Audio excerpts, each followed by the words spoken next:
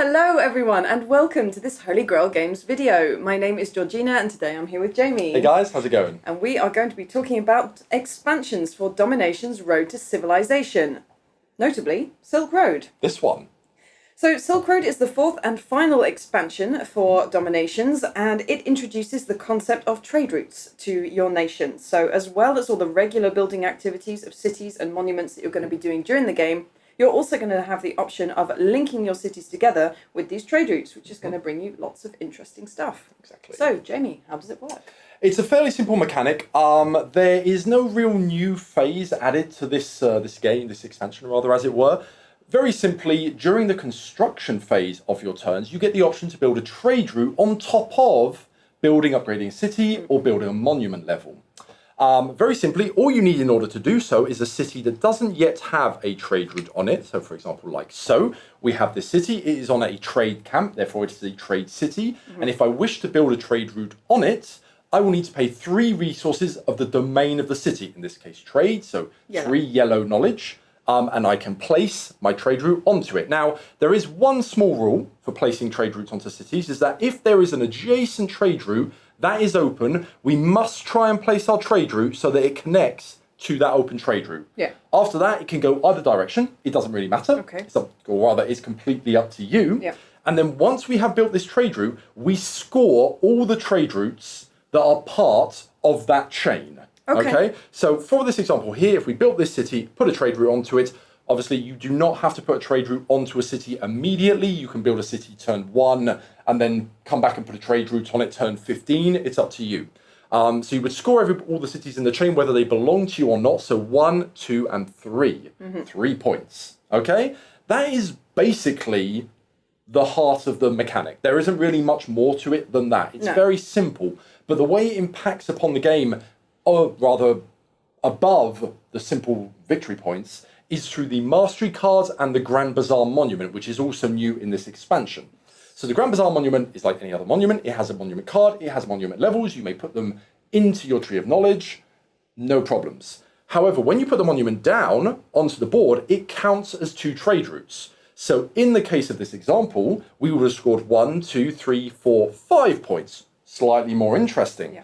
And the longer that trade route gets, the more points it's worth. Okay? However, the mastery cards, now these are all level 3 mastery cards. There is 1 for each domain, and they all work off the number of, or rather the presence, as it were, of trade routes on your cities within your civilization. Once again, there are loads of different effects they are different effects depending on the domain which they belong to. Are they useful to you? Are they not useful to you? It depends, once again, on the game, on the situation, whether you're playing trade routes, whether you're kind of letting them go and letting other people do it, because they are quite the investment in resources to really get going.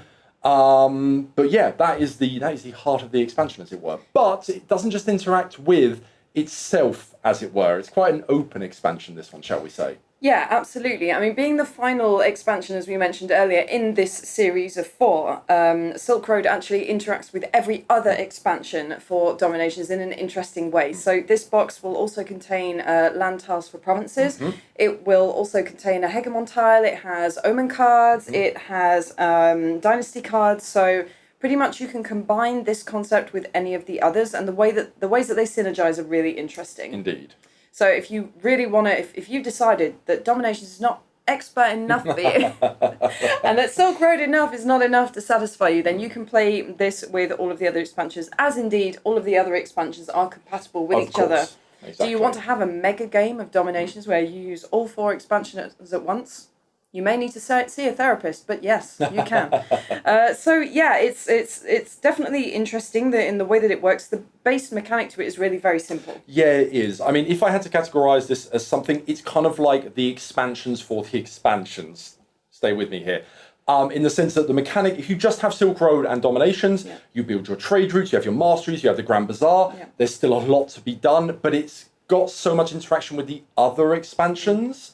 that it really brings a new kind of light to them as well. Yeah. So it's kind of like added value for everything else in your collection, as it were. Definitely. Not, like I said, not to be said that it can't just be played on its own and be an interesting experience. Yeah, for sure. yeah, definitely. Yeah, it definitely brings a little extra thing to consider, I guess, without actually adding any specific turn phases or anything like that to the game. As you mentioned, it can be a little bit of a resource sink because you do still have to pay for these, but the payoff in terms of victory points can be huge. It can be big. It can be big. I mean, later on in the game, 3 resources isn't that much. 3 knowledge is not that much. At the beginning of the game, however, I mean, that's the mastery card in the first age. You know, but if you lay the groundwork for a nice big trade route and you manage the position of your cities carefully to kind of limit what your opponents can add to the trade route in terms of their cities, you can try and play on the delta. And it's kind of like an outbidding mechanic where instead of, it's in for a penny, in for a pound kind of thing. Yeah, you know? I mean, on top of that, the fact that a city that has a trade route on it then creates a vestigium resource every time it's activated. That it does. So we didn't mention this earlier, but yes, a city that has a trade route on it, if you place a land tile next to it and activate it in the usual manner, following Dominations rules, then as well as the usual resources it would give you, it creates one additional vestigium resource of the type of your choice, which can be really useful. Really useful. Very, very useful. So it's not just all about generating points. I mean, obviously you're also managing to profit even more than you usually would from other people's city building. Yes, exactly. And they're also going to profit from yours. Yeah, and that's what I mean by the kind of... Which is the rules of trade, really. Yeah, no, it is. And it kind of creates an arms race, because when the chain gets long enough, you're kind of committed. Yeah. You have to commit those resources almost every turn for those points, because otherwise your opponents will, and you'll fall behind. So by building big trade routes, you can score a lot of points, but you are committed to putting a domino in a certain place, to playing a city. Yeah. And things can become, okay, people are going, well, if I'm getting 10 points every turn, then sure, I'll do that. Yeah. But the thing is, if you're being monorailed into doing one thing and one thing only, but your opponent is also doing it, if there's a third player who's just like scoring points, doing his combos, his multipliers and everything like that, he can make up those 10 points very quickly. Yeah, so, that can be more worth it. And of course, you can choose at any point to just cut it off by building a city there and not hooking it up. Exactly, yeah. So, if you think that you've invested enough, the other players have started to get interested,